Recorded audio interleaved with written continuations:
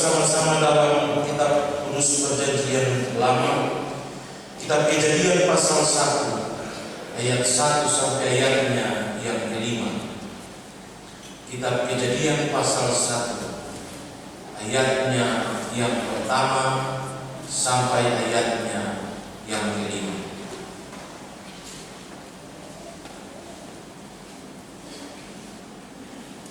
Dan sebelum kita mendengarkan bagian firman Tuhan, mari kita tenang dan kita Ya Allah yang Maha Kuasa, Engkaulah Tuhan yang menganugerahkan tahun baru itu bagi kami. Engkau yang menyediakan segala hal bagi kami, untuk kami menikmati apa yang bisa kami nikmati secara cuma-cuma. Mengawali seluruh rangkaian kegiatan perjalanan hidup kami tahun 2024, kami akan ada dan kami hendak mendengarkan sabda sebagai bagian yang akan memampukan kami dan mengajarkan kami jalan-jalan yang harus kami jalani menapaki hari-hari hidup ini. Tolong kami dengan kuasa Roh Kudus, mampukan kami supaya kami benar-benar dikuatkan dan dimampukan untuk memahami dan mengerjakan sabda. Berfirmanlah kepada kami Tuhan, karena kami siap mendengarkan sabda. Amin.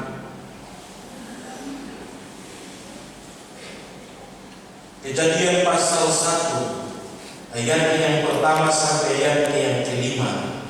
Saya bacakan untuk kita sekalian demikian bunyinya. Allah menciptakan langit dan bumi serta isinya. Pada mulanya Allah menciptakan langit dan bumi. Bumi belum berbentuk dan kosong. Gelap gulita menutupi samudra raya, dan roh Allah melayang-layang di atas permukaan air.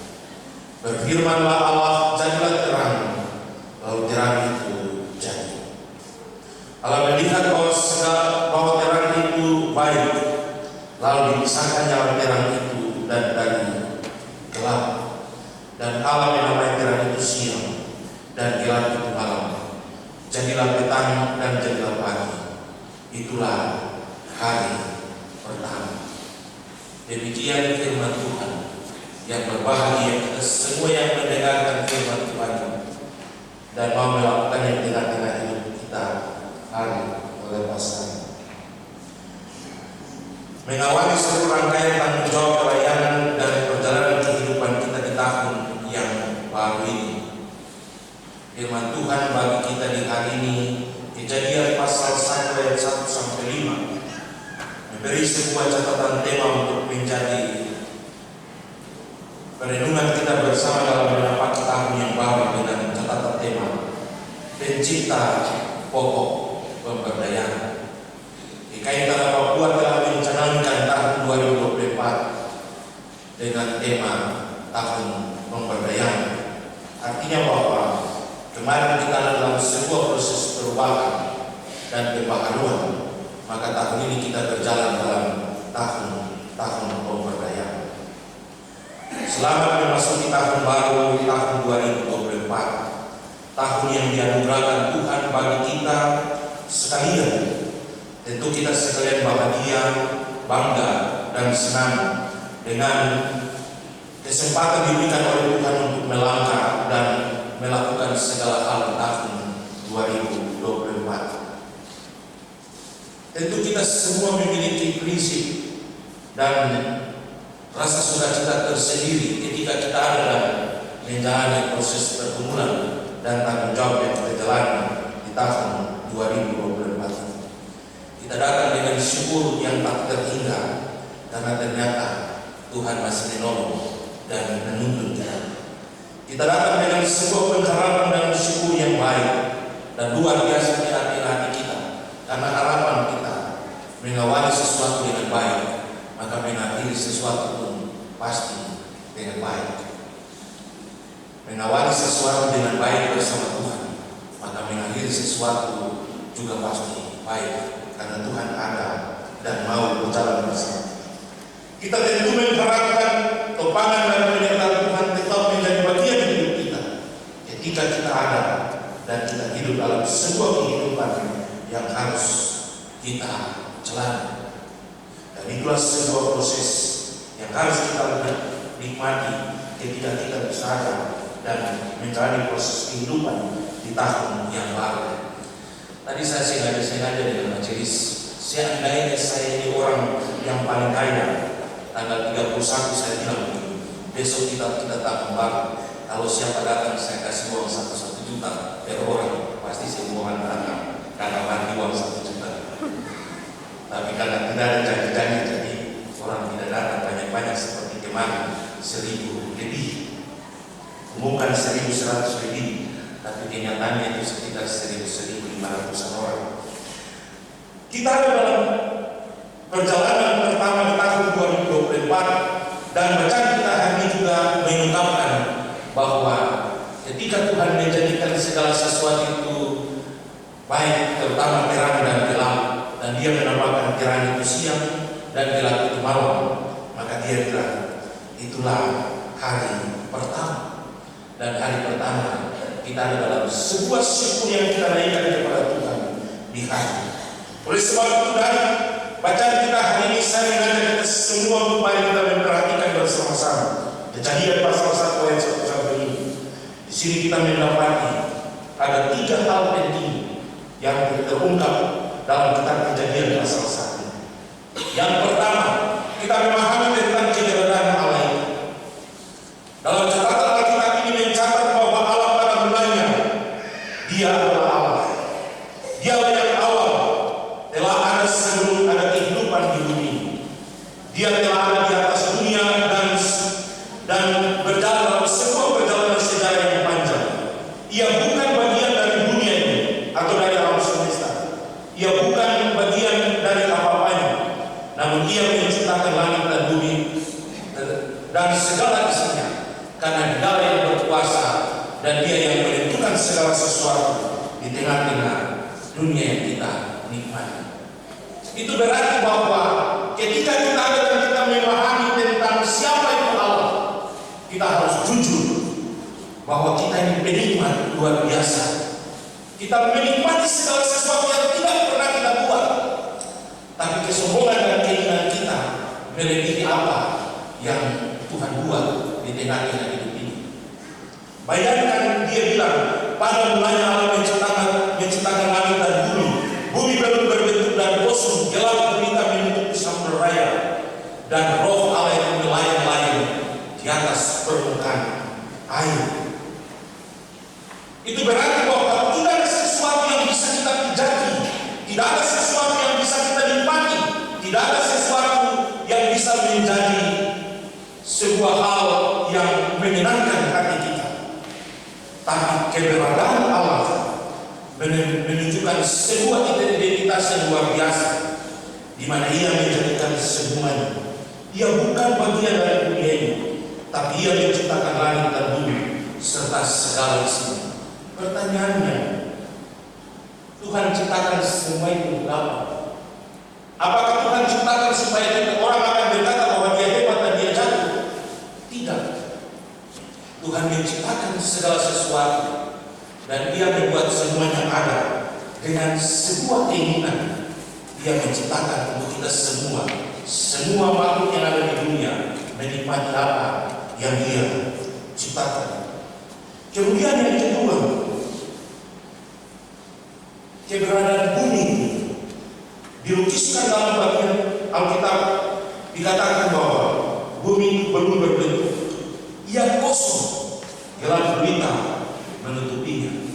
Itu berarti menggambarkan sebuah situasi kacau balau yang terjadi ketika dunia itu ada dan ia masih kosong.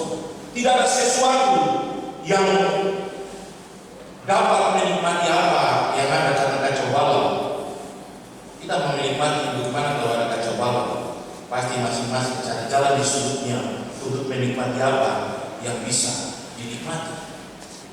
Namun bagian firman Tuhan ini mengisahkan bahwa Allah dalam keberadaannya yang melihat semua itu, dan Ia pun mulai berkarya dalam sebuah situasi yang harus dinikmati oleh semua makhluk yang ada di bumi. Sehingga bagian yang ketiga yang harus kita pahami dalam bacaan ini, apa tindakan Allah ketika Ia menciptakan langit dan bumi. Apa tindakan Allah sebagai pencipta dalam melakukan sebuah pemberdayaan bagi manusia ketika Dia ada dan menciptakan langit dan bumi.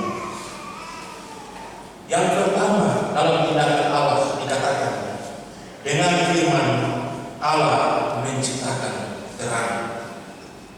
Berarti Allah itu jago.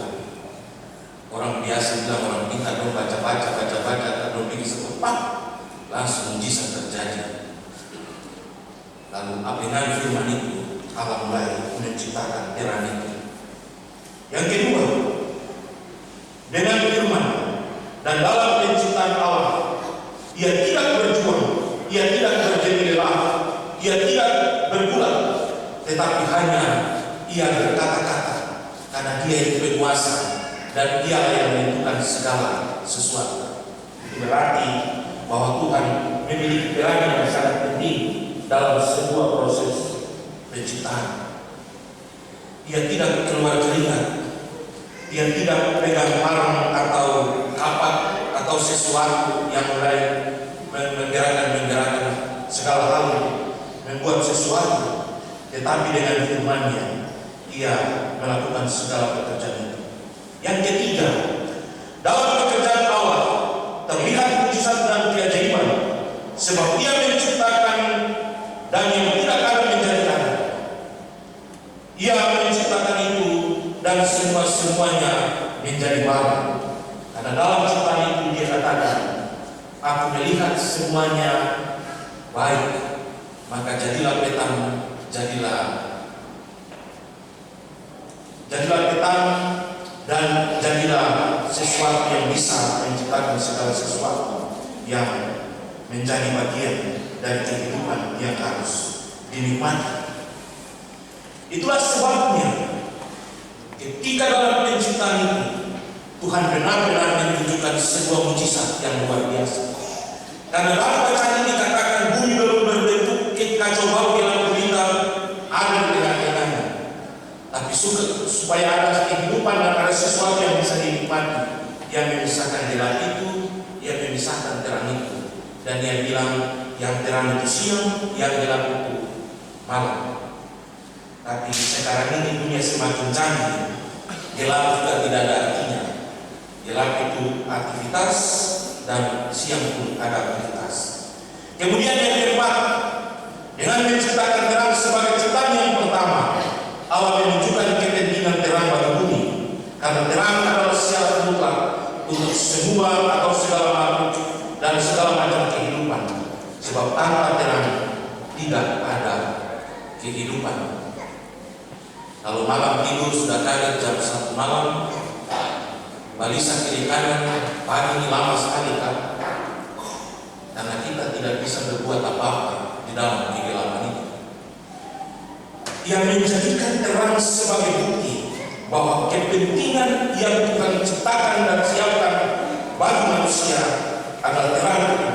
Karena terang menunjukkan sebuah prinsip kehidupan yang akan dinikmati dan dijalani oleh semua makhluk yang ada di tengah-tengah dunia ini.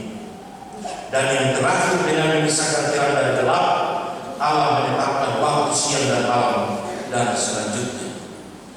Artinya bahwa ada waktu untuk kita bekerja, ada waktu untuk kita beristirahat, ada waktu untuk kita berkarya, ada waktu untuk kita menenangkan diri, ada waktu untuk kita berbuat sesuatu untuk orang lain, ada waktu untuk kita merenungkan apa yang harus kita lakukan di hari esok. Karena hari ini kita telah melakukan sesuatu untuk orang lain. Itulah sebabnya Allah bertindak sebagai pencipta tunggal, dan karena itu penguasa tunggal adalah Allah sendiri. Sebab Allah yang menciptakan dunia menurut kehendaknya, Ia bebas melakukan apa yang harus Ia lakukan. Tidak ada satu di dunia ini yang berada di luar tangan kasih Allah. Karena Allah itu adalah pokok dari segala sesuatu yang diciptakan. Dialah pencipta sumber daya, Dialah yang menciptakan segala sesuatu. dan kita yang ada di dunia ini sebagai penikmat-penikmat yang bisa menikmati semuanya. Tapi karena kadang-kadang bahkan karena ego dan karena keangkuhan kita bisa bilang, kalau bukan saya terada yang jadi, kalau bukan saya kontrak hidup, kalau bukan saya suara di kepo, kalau bukan saya lain-lain.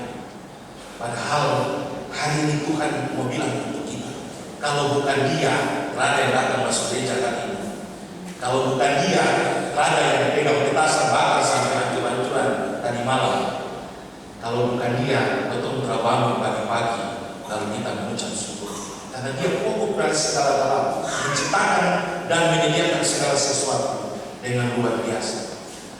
Saya punya satu hal yang saya tertarik ketika Tuhan menciptakan perempuan. Ketika Tuhan ciptakan perempuan, malaikat berdiri, lalu malaikat mulai bertanya-tanya.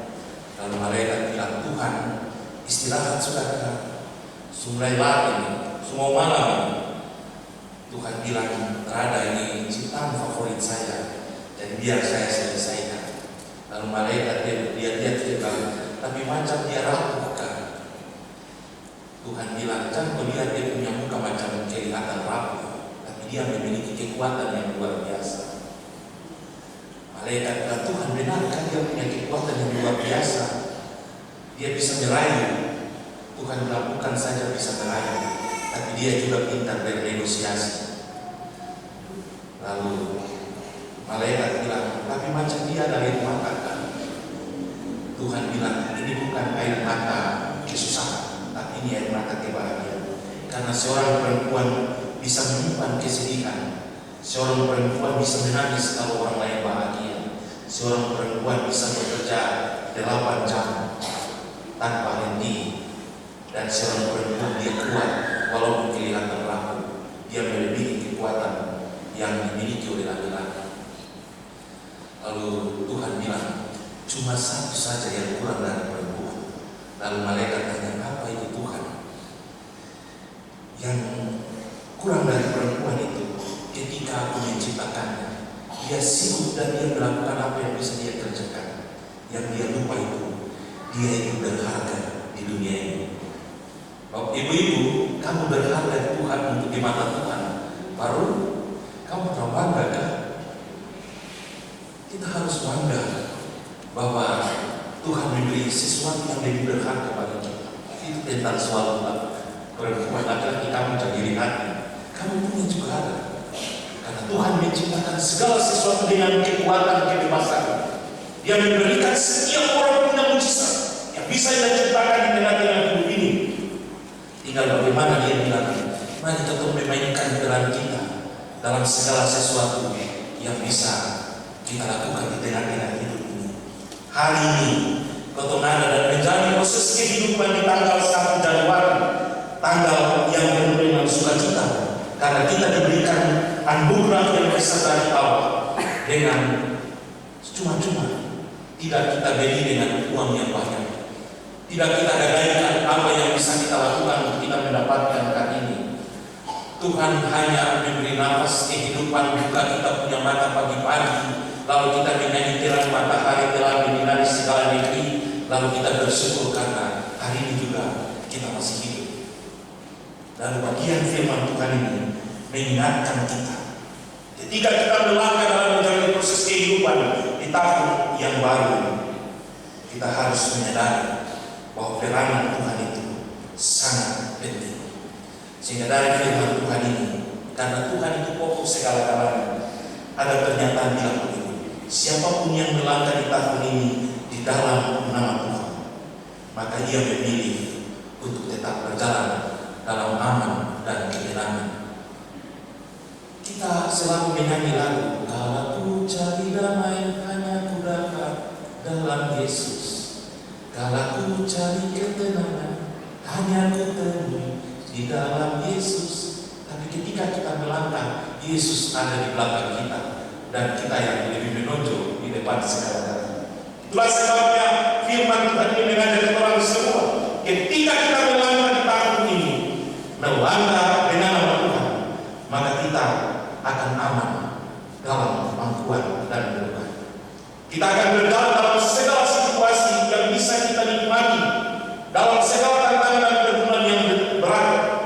Namun kalau Tuhan yang pegang kendali, kita pasti aman dan kita tetap akan melangkah di tengah-tengah perjalanan.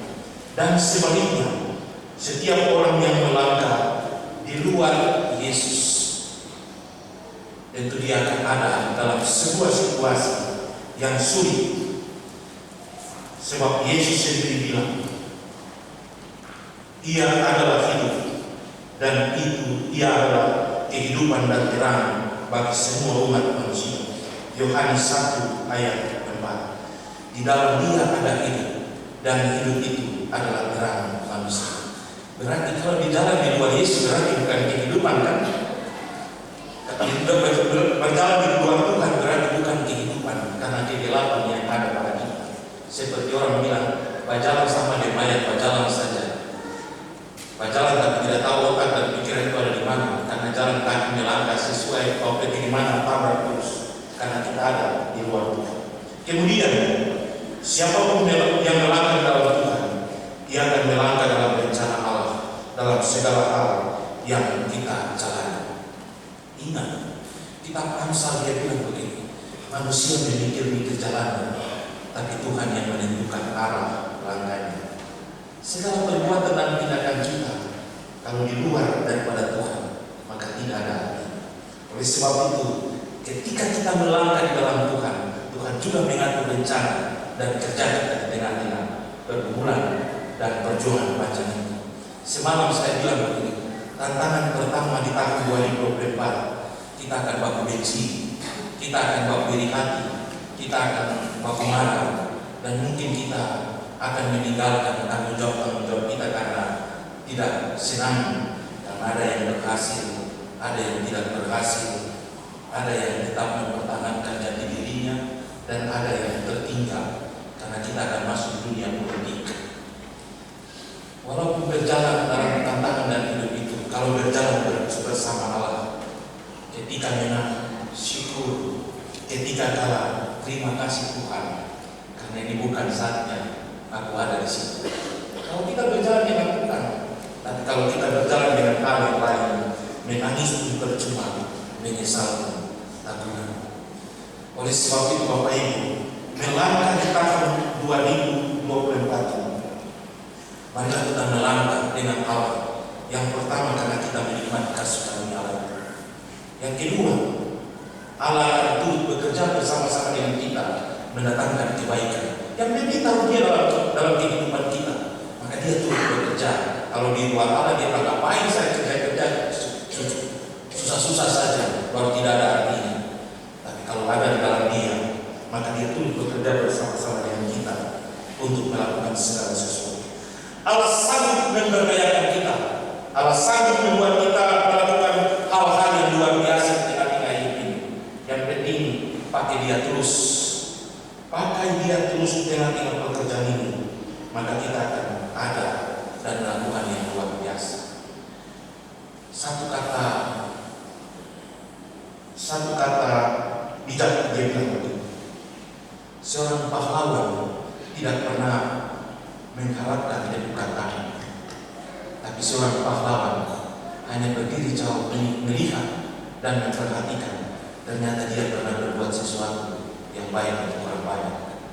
Bukan kita melakukan sesuatu yang memang kata dia jadi segala sesuatu jahat, tapi seorang pahlawan merindukan sebuah hal yang dia ciptakan untuk orang lain menikmati dan membuat sesuatu yang luar biasa.